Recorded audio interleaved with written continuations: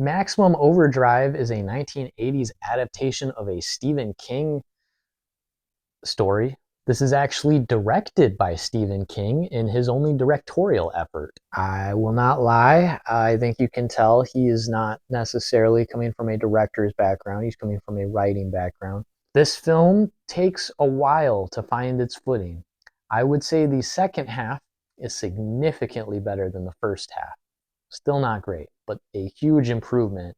I feel like it finds its footing as we go along, and perhaps Stephen King was too. The plot of this film is essentially that a comet tail has wrapped the Earth in this kind of radiation or something, and all of the machines are going haywire and basically trying to kill humans. This movie is a lot of machines trying to kill humans. A big issue with the first half is that you haven't really gotten to care about any of the characters yet. The plot starts like right off the bat, pretty much. Like we are instantly seeing the machines turn on people. The problem is none of those first deaths or attacks on people really matter or all that suspenseful because you don't care about any of the individuals that it's happening to. Over the course of the story, we do get to meet several different groups of characters, and slowly they all kind of converge on a singular location, which I think is a great storytelling technique. It allows us to learn these people's characters and see them in different backgrounds, and then finally, see them all interact. It's there's something really compelling about that. And the latter half, now the stakes really matter because these are the people we care about. And it also gets way more explosive and off the rails. I was not liking this film at first at all, but it grew on me significantly by the end.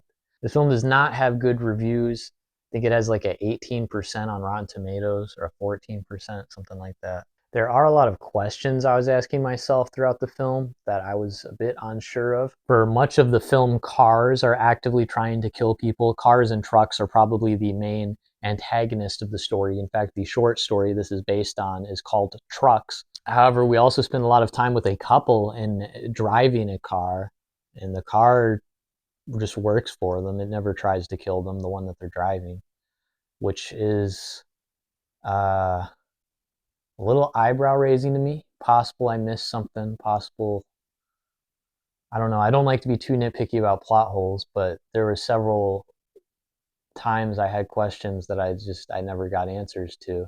Obviously, it's also hard to define when does something become a machine. We see things that are very heavily analog, but also turn because they have some kind of mechanical components, even if they don't necessarily have digital ones. I mean, technically, you could argue the simple machines are machines, your pulleys, your levers, your inclined planes, wedges, and screws. The film is quite brutal, and it does kill off characters who you think might be safe after a certain point. There are some surprising deaths in this for sure. I don't know if the film necessarily has all that much to say about technology or our relationship with it, other than, oh, gee, if the machines turned on us, we'd be real effed, wouldn't we? Which, I mean, fair enough. But I do wish it kind of delved deeper into that. I think this film really just ends up being an excuse to have cars run around and kill people, which I think is fine enough. I mean, it looks fun, it's entertaining. At least the second half is entertaining.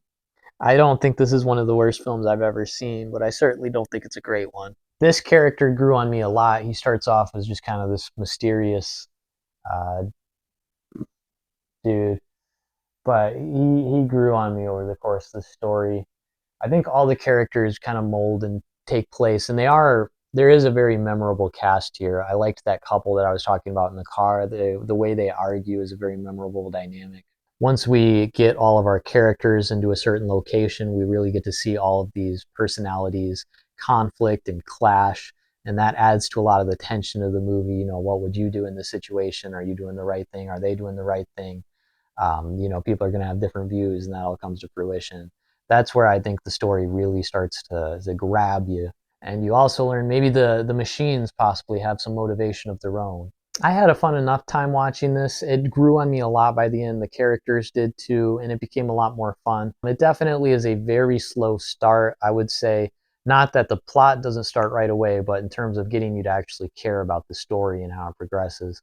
But overall, I do think it was at least worth watching. It is a highly referenced film. It's considered one of the worst ever made. I don't think it's anywhere near that bad. It's certainly not boring. I gave Maximum Overdrive a 3 out of 6. 3 out of 6. Boom, boom.